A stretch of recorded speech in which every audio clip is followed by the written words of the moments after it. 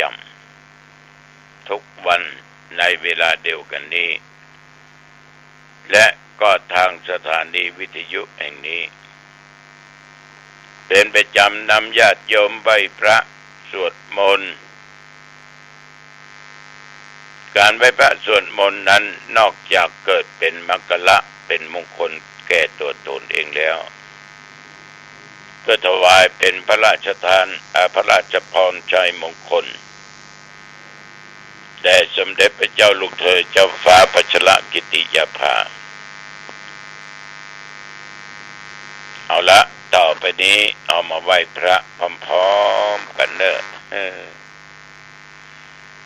อะระหังสัมมาสัมพุทโธภควาพุทธังภควันตังอภิวาเทมิกราบพระพุทธสวากขาโตภควตาธัมโมธัมมังนัมมัสสามิกราบพระธรรมสุปฏิปันโนภควโตสาวกสังโฆสังฆังนัมมามิกราบพระสงฆ์นะโมตัสสะภะคะวะโตอะระหะโตสัมมาสัมพุทธัสสะนะโมตัสสะภะคะวะโตอะระหะโตสัมมาสัมพุทธัสสะนะโมตัสสะภะคะวะโตอะระหะโตสัมมาสัมพุทธัสสะพุทธังสรณังคัจฉามิธัมมังสรณังคัจฉามิสังฆังสรณังคัจฉามิตุติยัมปิพุทธังสรณังคัจฉามิตุติยัมปิสังฆังสรณังคัจฉามิตติยัมปิพุทธังสรณังคัจฉามิตติยัมปิธัมมังสรณังคัจฉามิตติยัมปิสังฆังสรณังคัจฉามิอิติปิโสภะคะวะอะระหังสัมมาสัมพุทโธวิชชาจารณะสัมปันโนสุขโตโลกวิทู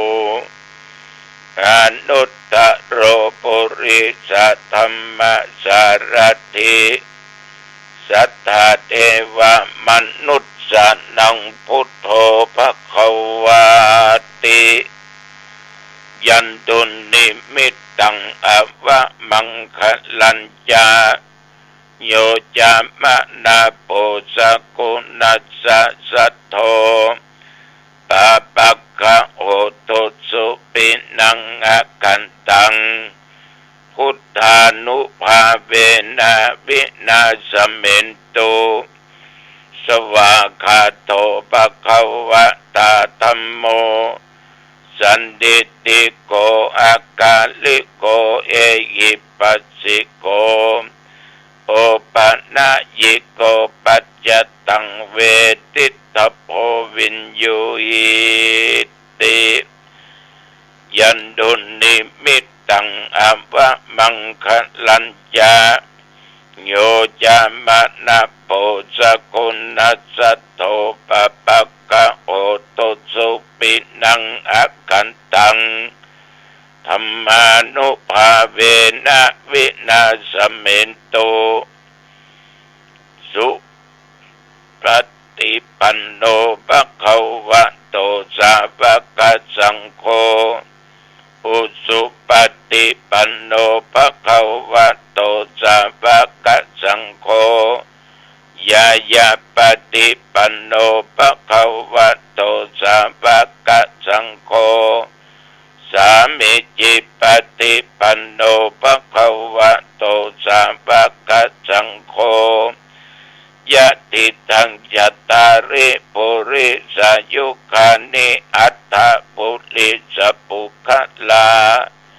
เอสะปะคะวะโตสาวกสังโฆ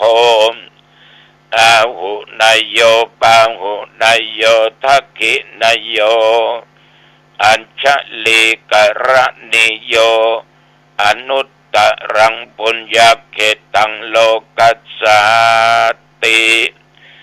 ยันดุลนิมิตตังอวมังคลัญญาโยจามนาโปสกุณัสสะโท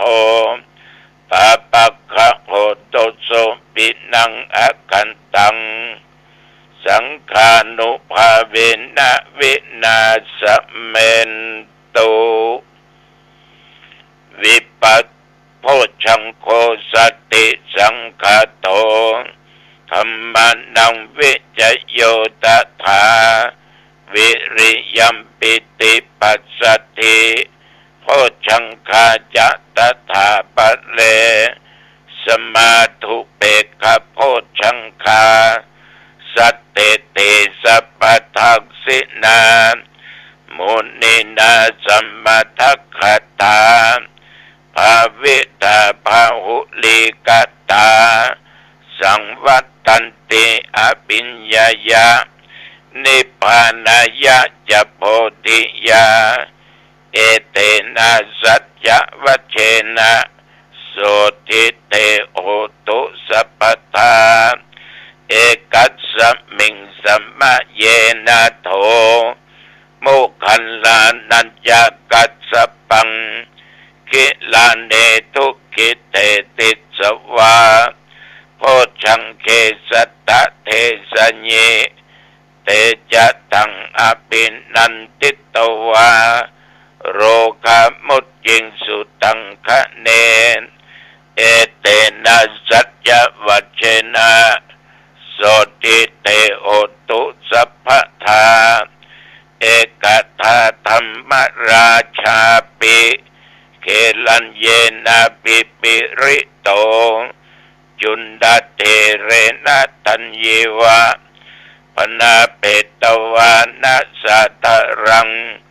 สัมโมติตวาจะอาภัทาตัมหาวุธาติสานะโสเอเตนะสัจจวัชเชนะ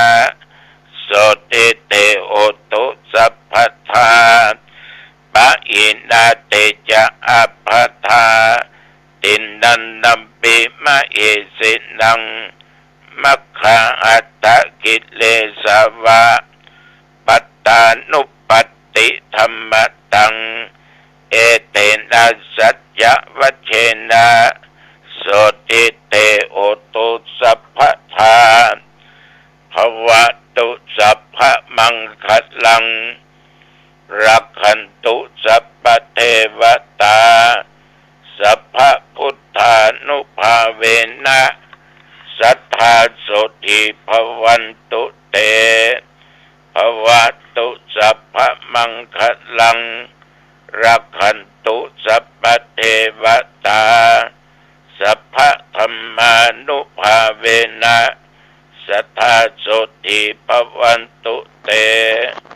ภวตุสัพพมังคลัง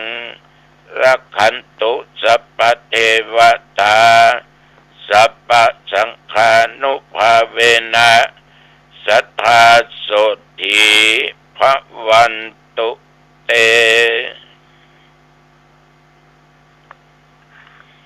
โดยพุทธานุภาพธรรมานุภาพสังฆานุภาพบทสาธยายมนต์พชังคปริตอาตมาขอตั้งจิตอธิษฐานถวายเป็นพระพรชัยมงคลแด่องค์สมเด็จพระชลกิติยาภาขอให้พระองค์ท่านนั้นได้ทรงหายจากอาการพระประชวรการเจ็บไข้ได้ป่วยขอให้หาย ขอให้พระองค์ทรงมีพระสุขภาพบารมีกายใจอันแข็งแรงดุจดั้งเดิมมี มีพระชนมายุยิ่งยืนนานได้120 พระพรรษายิ่งขึ้นไปขอถวายพระพรกรมอุตุประกาศบอกไว้ว่าระยะนี้เที่ยวหนองตองใกล้เคียงบ่มีเรื่องของฟ้าของฝนแต่ก็บ่ดีควรประมาทบ่ได้เน้อ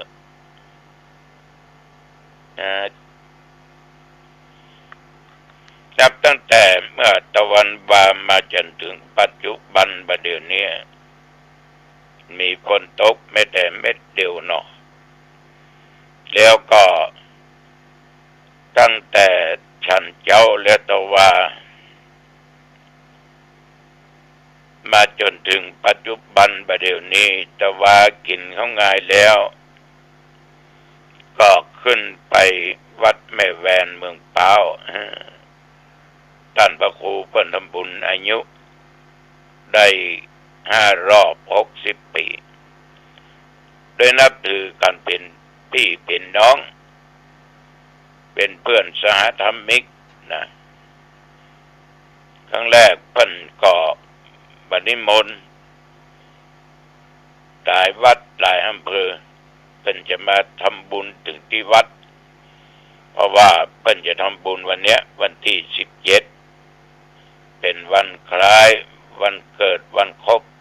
อายุเพิ่นได้60 ปีตำแหน่งเพิ่นเป็นเจ้าวาดและเป็นรองเจ้าหน้าอำเภอเป้าก็เลยไปเหตุว่าไปถึงที่นั่นก็ออกจากนี้ไปก็8 โมงป่ายไปถึงก็10 โมงป่ายน้อยนั่งนั่งจากันฉันเพลเรียบร้อยพอดีด้วยเจ้าคณะอำเภอเวียงแหงมาถึงพอดีก็นั่งฉันด้วยกันฉันเข้าจบ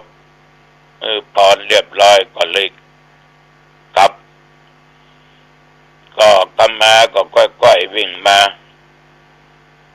ถึงที่วัดหนองทองก็บ่าย3 โมงป่ายน้อยพอดีเพราะว่าขามานั้นแวะปั๊มน้ำมันพ่องยังพ่องเข้าห้องน้ำพ่องเนาะญาติโยมทั้งหลายการเดินทางไปกลับก็สะดวกสบายเรียกว่าปลอดอุบัติเหตุคือถ้ามันออกวัดไปมันก็ต้องมีสติมาตั้งความประมาทละคนขับไปถึงที่ก็ดีอกดีใจออกจากที่ไปถึงนั้นกลับมาถึงที่อยู่ก็ดีอกดีใจญาติโยมท่านทั้งหลายค่ำมาก็ไปกิจนิมนต์ไปเทศนาธรรมที่บ้านน้ำทงในงานข่าวดำคนตายอายุได้40 ปีแต่แล้วก็น้ำท่วมทั้งบ้านทั้งจองเปิ้นเต็มเดียวน้ำนี่มันท่วมมา10,000ละน้ำเหล้าน้ำเบียร์เข้าจิตท่วมจิตท่วมใจของเปิ้นญาติโยมก็ออกไม่ออกก็เลยไปประสบอุบัติเหตุประสบอุบัติเหตุเมื่อวันที่12ก็เลยตายคำติคนนี้ก็มีครอบครัวแต่ว่ามีเมียมีลูก1 คน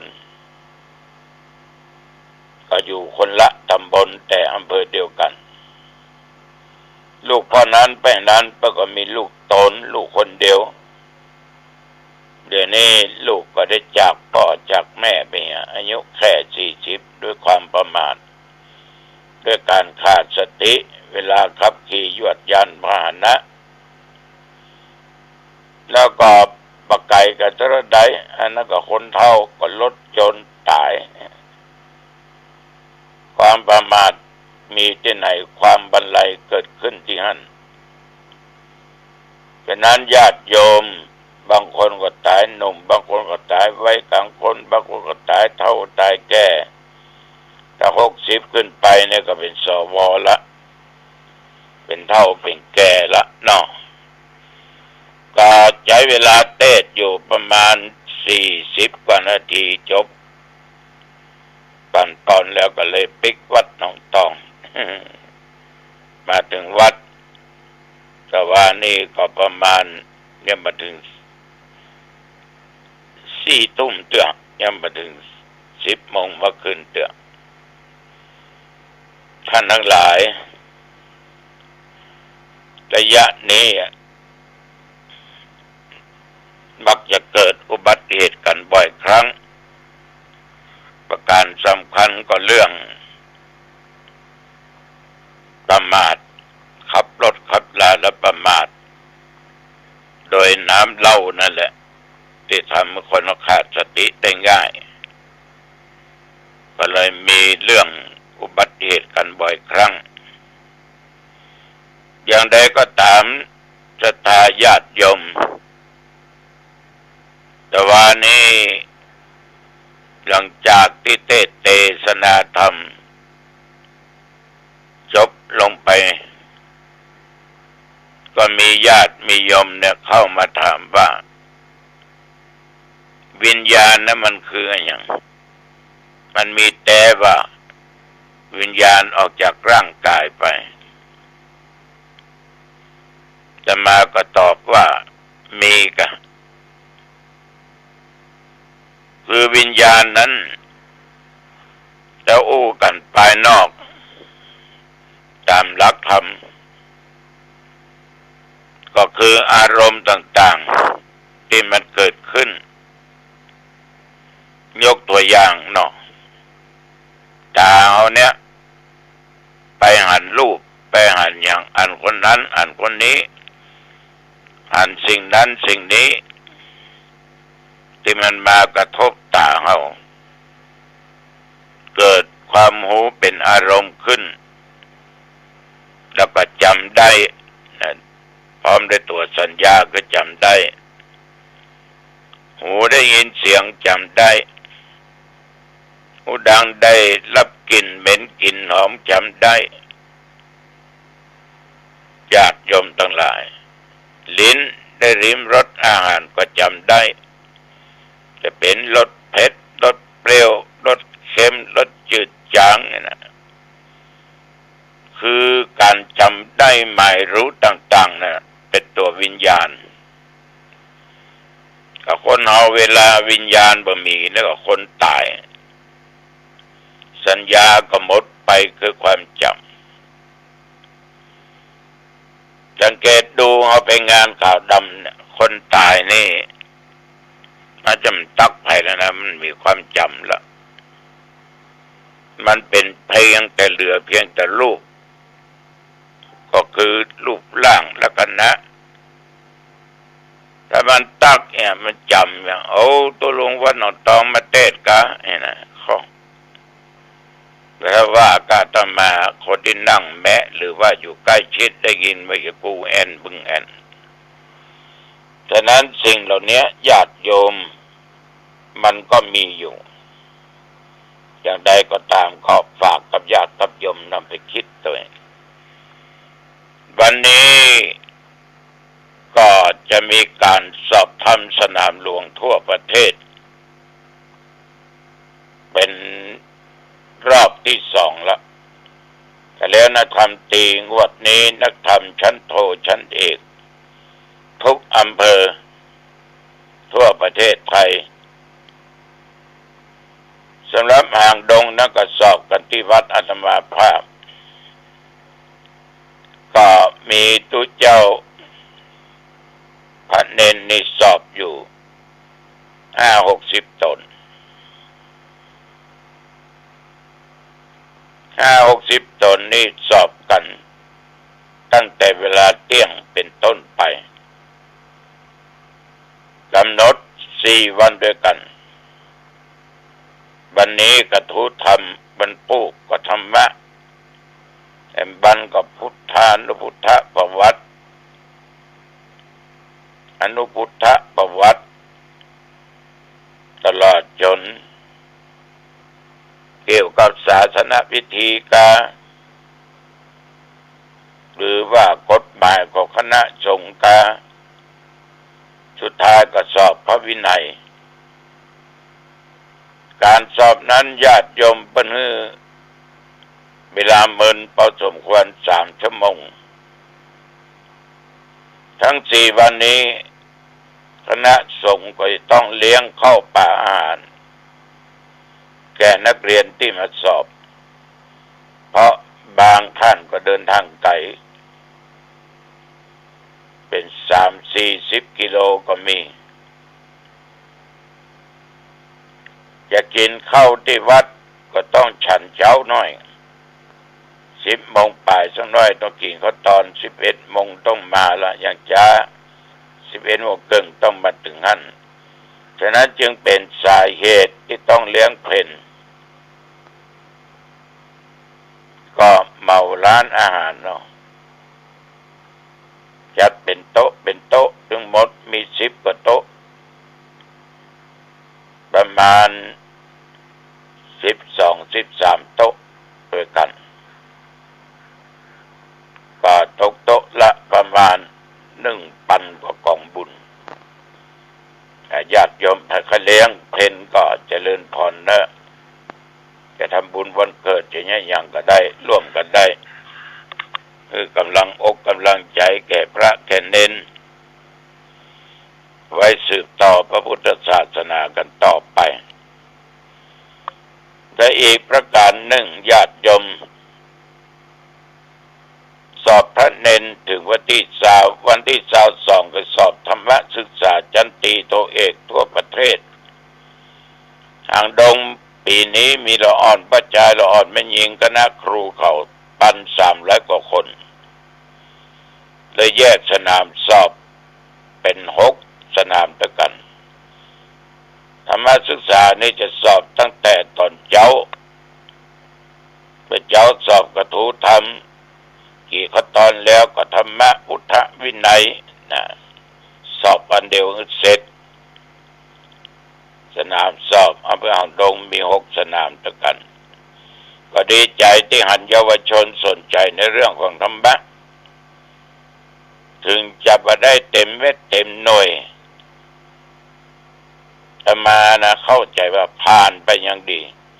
ได้อ่านจะยิ่งดีได้จำจะยิ่งดีแต่ถ้านักหนาป้านจำเพียงแต่ว่าศีลคืออะไรอย่างบุญเกิดจากอย่างบาปเกิดจากอย่างก็เป็นความรู้เพิ่มเติมเมื่อเขาละฉะนั้นญาติโยมบางท่านอาจจะคิดว่ามันไม่มีประโยชน์อะไรแต่มาว่าโอ้เป็นการเข้าใจผิดมีประโยชน์แน่เยาวชนจะได้อ่านหนังสือธรรมะสอบธรรมะในหูจักวินัยอันนี้จะสอบวันที่22จังหวัดยังใหม่ก็ทุกอำเภอแล้วแต่เบอร์ไหนจะมีที่หน่วยทางดงนี่ก็6 หน่วย6 จุดด้วยกันก็ต้องช่วยค่าอาหารการกินทุกหน่วยไม่ได้งบประมาณใดๆทั้งสิ้นฉะนั้นญาติโยมข้อนี้จึงขอฝากกับญาติกับโยมเอาละวันนี้อู้จะไปมาเป็นเวลาพอสมควรอายุวันโอสุขังพลังพบกันใหม่โอกาสหน้าเจริญพรสวัสดีครับท่านผู้ฟังที่เคารพในส่วนของธรรมสาระวันนี้ผมเกษตรเพชรสำริดวิทยากรก็นำเรื่องราวต่างๆมาฝากกับท่านได้รับรู้รับทราบกันนะครับเรื่องราวที่เกี่ยวข้องกับศีลธรรมศาสนานะครับที่เราคนไทยวัฒนธรรมไทยประเพณีไทยจะเป็นวันขึ้นปีใหม่วันส่งท้ายปีเก่าวันขึ้นปีใหม่ก็เป็นเรื่องราวที่โบราณอาจารย์บัณฑิตได้ถือปฏิบัติกันมานะครับท่านผู้ฟังวันนี้หรือวันไหนๆการทำความดีก็เรียกว่าเป็นของใหม่เมื่อทำความดีใหม่ก็เป็นความดีใหม่ความดีใหม่ที่ทำไปแล้วก็จะกลายเป็นความดีเก่า ก็เป็นเรื่องสมมุติกันนะครับท่านผู้ฟังข้อคิดเตือนจิตเตือนใจที่หลายคนหลายท่านได้แสดงออกของพลังแห่งชีวิตที่แท้จริงก็คือพลังทางใจทางสมองทาง IQ EQ ของท่านนั่นแหละครับวันนี้เราไม่ค่อยจะได้พูดเพราะว่าไม่ค่อยจะได้คิดเพราะว่าความคิดนั้นทำให้เราเกิดการพูดความคิดนั้นทำให้เกิดการกระทำการแสดงออกของพลังแห่งความคิดพลังของการกระทำพลังของการพูดพลังของการเขียนอย่างหลายคนหลายท่านที่รับรู้รับทราบกันดีว่าบางคนมีจินตนาการเป็นนักเขียนบทนวนิยายละครเพราะว่าเป็นนักจินตนาการพลังของความคิดนั้นก็เกิดประโยชน์ผู้ดำเนินรายการก็ดีท่านผู้ฟังท่านผู้ชมก็ดีนะครับก็มีพลังของความคิดอย่าปล่อยให้ความคิดนั้นไม่มีสติไม่มีปัญญาควบคุมก็จะไม่เป็นพลังที่เป็นสาระไม่เป็นประโยชน์คนที่คิดร้ายคิดชั่วคิดทำสิ่งที่ไม่ดีก็เป็นพลังแห่งความเรียกว่าอุบาทชาติชั่วหรืออุบาทชั่วร้ายอะไรต่างๆที่เราพูดกันตามภาษาไทยในทางตรงกันข้ามนะครับคนที่เขากำลังมีพลังคิดดีๆคิดว่าวันนี้จะทำความดีวันนี้จะต้องไปบำเพ็ญทานให้ได้ทำบุญให้ได้ที่วัดหรือในบุญญาเขตต่างที่มีบุญญาเขตมีพระสงฆ์องค์เจ้าพระภิกษุสามเณรหรือผู้ที่ต้องการจะได้รับทานไม่ว่าจะเป็นคนเป็นสัตว์พลังแห่งความคิดที่เราจะให้ทานใครก็กีดกั้นขวางกั้นเราไม่ได้เพราะเราจะไปให้ทานเราจะให้เราจะบริจาคเราจะเสียสละดังนั้นพลังของความคิดที่เราตั้งใจจะให้ใครก็ปิดกั้นเราไม่ได้คนที่อยู่ในครอบครัวก็ปิดกั้นไม่ได้คนที่รักที่อยู่ด้วยกันจะหวงแหนตาหนีทีเหนียวขนาดไหนก็ปิดกั้นไม่ได้ถ้าเรามีพลังที่จะให้ทานอย่างนี้เป็นต้นเป็นพลังของความคิดที่ผู้ดำเนินรายการชวนท่านคิดวันนี้ก็เพราะว่าพละห้ามีศรัทธาพละกำลังคือศรัทธาวิริยะความพยายามทำความดีเป็นกำลังการทำความดีเป็นกำลังสติตั้งใจเรียกว่ารู้ตัวว่าเรากำลังจะทำความดีเป็นสติภละส่วนสมาธิภละนั้นมีความสงบใจสงบไม่ฟุ้งซ่านไม่วุ่นวาย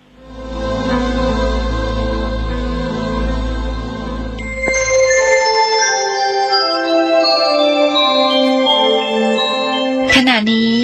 ท่านกำลังฟังสถานีวิทยุกระจายเสียง FM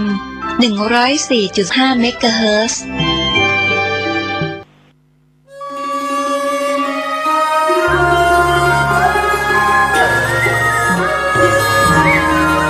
เนื่องในเทศกาลสีสันแสงสว่างแห่งความสุขประเวณียี่เป่งลอยกระทงเจียงใหม่ในปีนี้วัดพระสิงห์วรมหาวิหารขอจวนเจริญพรมายังศรัทธานาบุญทุกท่านร่วมบำเพ็ญมหาพลานิสงส์ถวายโคมไฟโคมประดับในงานประเวณียี่เป่งจำนวน 84,000 ดวงตามจำนวนสังขยานับได้แห่งพระสัทธรรมขององค์สมเด็จพระบรมศาสดาสัมมาสัมพุทธเจ้าที่ได้ตรัสสอนสั่งยังเวนยชนและเพื่อน้อมถวายบูชาพระพุทธปฏิมาองค์เอกอ้างพระพุทธสิหิงพระสิงห์หลวงเจ้ากับทั้งจักได้น้อมถวายบูชาพระมหาเจติยะพระบรมธาตุหลวงเจ้าประจำปีกำจตามโรงงูใหญ่โคมไฟโคมพัดและโคมลอยนั้นเจ้าล้านนาใจเพื่อฮื้อแสงสว่างใจนำทางในยามค่ำคืนหรือเอาตั้ง เอาแขวนไว้ในศาสนสถานที่เคารพนับถือในความศักดิ์สิทธิ์แห่งพระพุทธศาสนาเพื่อถวายเป็นพุทธปูจาธรรมปูจาสังฆปูจาตามความเชื่อความเลื่อมใสศรัทธาของชาวล้านนาที่มีวิถีชีวิตผูกพันในบวรพระพุทธศาสนามีการใช้ภูมิปัญญาจินตนาการประดิษฐ์เครื่องสักการะต่างๆสืบสานพัฒนาต่อยอดให้วิจิตรพิสดารยิ่งขึ้นแล้วนำมาวางตั้งหรือแขวนเพื่อบูชาสิ่งศักดิ์สิทธิ์อันเป็นอุดมมงคลที่ควรเคารพนั้นในวาระโอกาสอันดีงามที่เปี่ยมล้นด้วยความสุขนี้วัดพระสิงห์วรมหาวิหารจังหวัดเชียงใหม่ขอเจริญพรเรียนเชิญทุกท่านร่วมถวายโคม 84,000 ดวง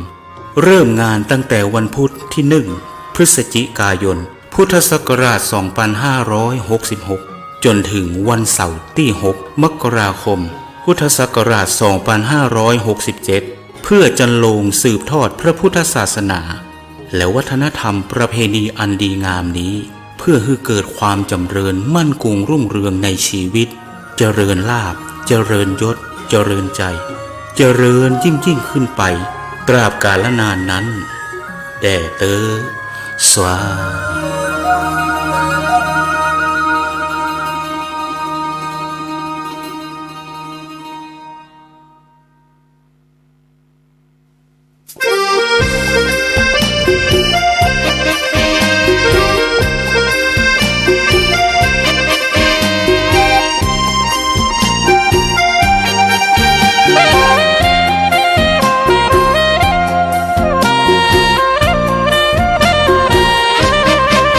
สถานีพระพุทธศาสนา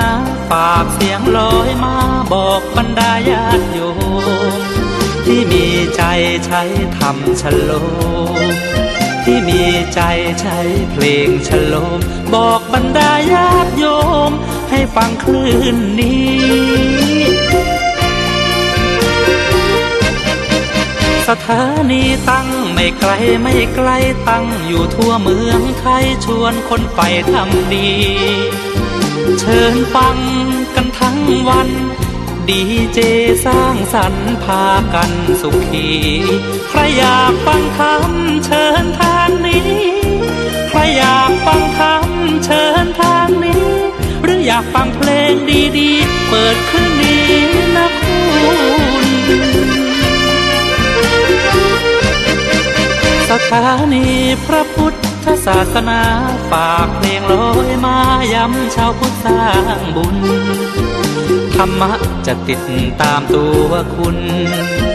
ธรรมะจะชี้นำใจคุณพิสุทรงท่านหนุนไว้ให้คุณ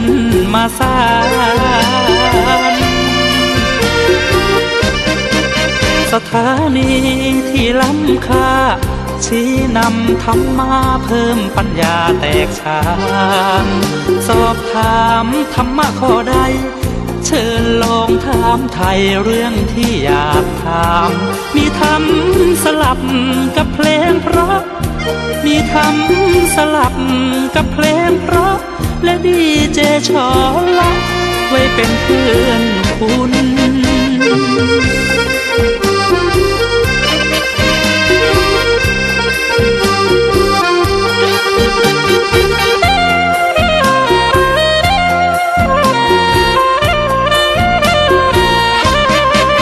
สถานีที่ล้ำค่าชี้นำธรรมะเพิ่มปัญญาแตกฉานสอบถามธรรมะข้อใดเชิญลองถามไทยเรื่องที่อยากถามมีธรรมสลับกับเพลงเพราะมีธรรมสลับกับเพลงเพราะและดีเจชอละไว้เป็นเพื่อนคุณ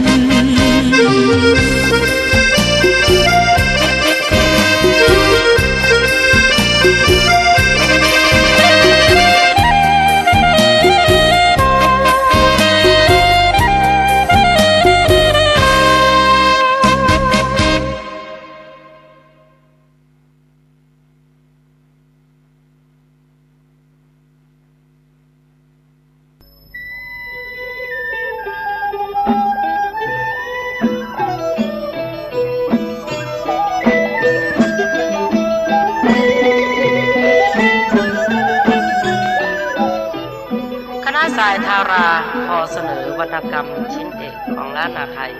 ควรค่าแห่งการอนุรักษ์จ้างปีจ้างซอของเฮาก็มีจ้างปีก้อยปอติปูคาจ้างปีกลางอินสมสันหกปากจ้างปีเล็กป้อส่วนเมืองศาสตร์บุญเลื่อนแสนปัญญาดิซึงน้องกาวนีเมืองฝางจำลองปองรักจันสมสายธารา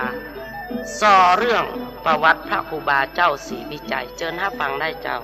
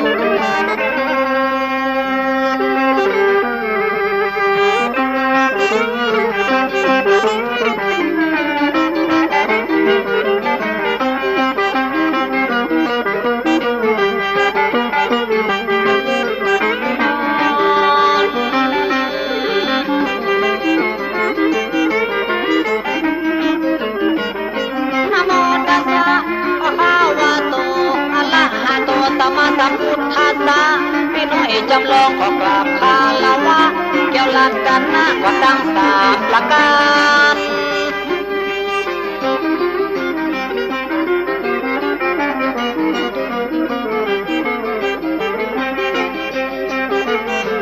นั่งไว้ทางสารนังขฉามีธรรมังสารนังขฉามีสังขารสติวินาสักกาเลนะมีภูทยามะไปละหายจูนพุทธคุณธรรมคุณสังฆคุณขอเถิดทูลน้อมน้อม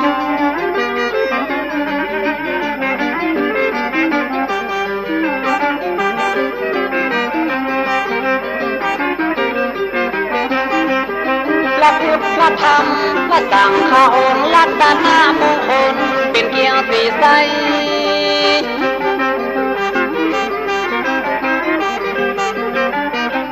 บาทองพระพุทธองค์ท่านได้ตัดสรู้ไปกระตึงเป็นพระอรหันต์มีสาวกติดตามทำและก็เพื่อพระเจ้ามีอุบาสกและอุบาสิกาติดตามกันมากับเบื้องนานแต่เล่าพระพุทธธรรมพระสังฆเจ้ารวมเข้าเป็นเกี่ยวกันเขาเกิดมาเป็นอาญาพุทธขออย่างได้พุทธอย่างได้สูญหายรักษาทรัพย์ภายนอกภายในกายวาจาใจรักษาไปทั่วด้านขอจืดฟังเหมือนกันทุกทางนี่เลนอเลนำ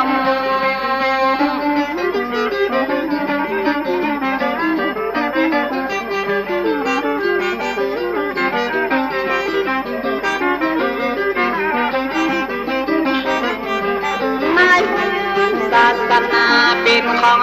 ใหญ่ศรัทธาเหนือใต้เป็นกิ่งกันสาขามาช่วยกันบูรณาตั้งวัดตั้งบาช่วยกันฝึกกันสร้างวันศีลวันธรรมไปสาไปไว้ไปขาดเลนอเลนอ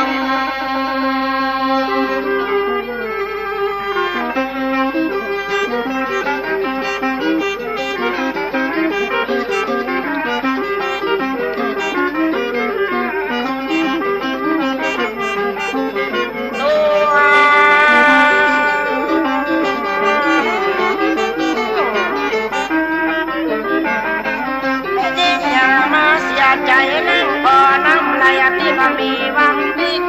ลึกไปเหมือนดังชีวิตมันอย่างมาคิดเกียแต่ความเป๊ะพัน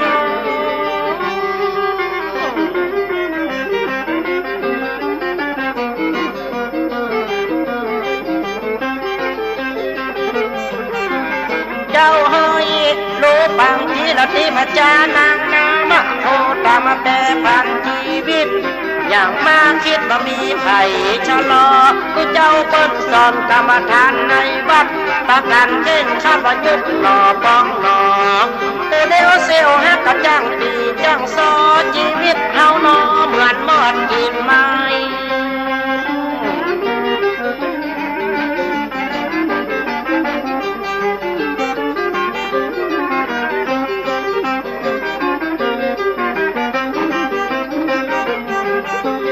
ขอจงพึงสั่งบอนจะได้บั่นทอนชีวิตสังขาร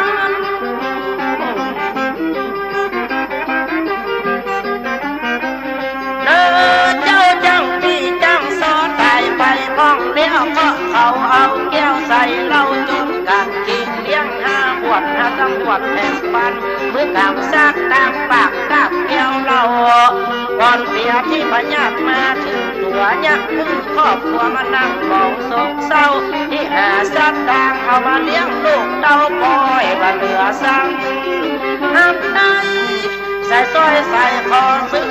เมียใส่เงินบะหมี่จ่ายกระทุกหมดไปขายหัวหน้าครอบครัวผัวบัสบายมีอย่างก็ขายแม่มันเดือดเสียงบะเหลือหันหน้าไก่ลูกน้ำตาไหลเหียนตึกก็สีแต่น้องเต้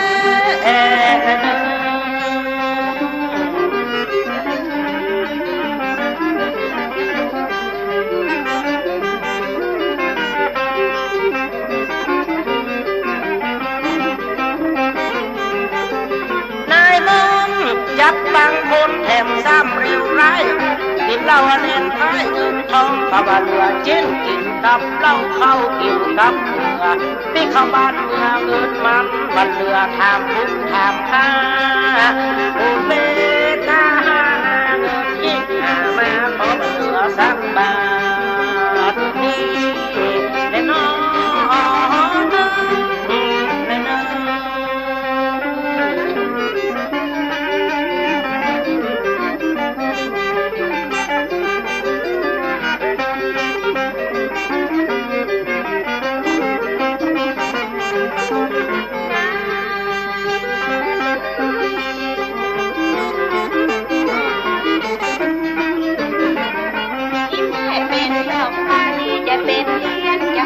กับเรียนรักษาพ่อแม่การทำบุญนั้นดีมันดีแต่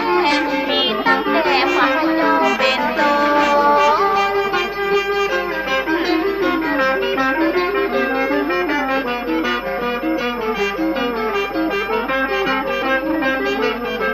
เจ้าเอ๋ยที่แม่เป็นดอกกันจะเป็นเรียนจะขอกับเรียนรักษาพ่อแม่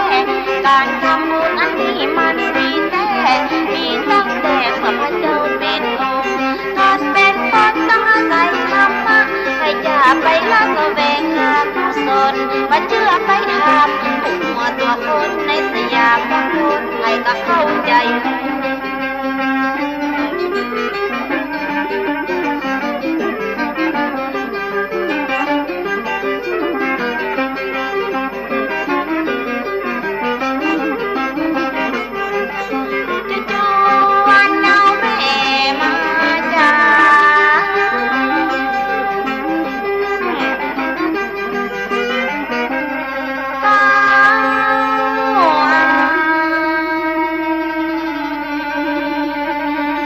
จะไปหาตัวหา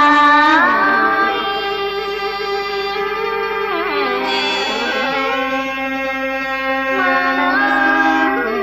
พระพุทธาสึกมาหลายแต่มันบัญญัติของเล่นมันก็เป็นความจริงบอกว่าผัวใจแม่หญิงก็เป็นความจริงปัตตาบาดังก็สืบประเจนและก็สืบประเจนลาเพราะว่าลดพระธรรมดึกดีเจ็ดลำ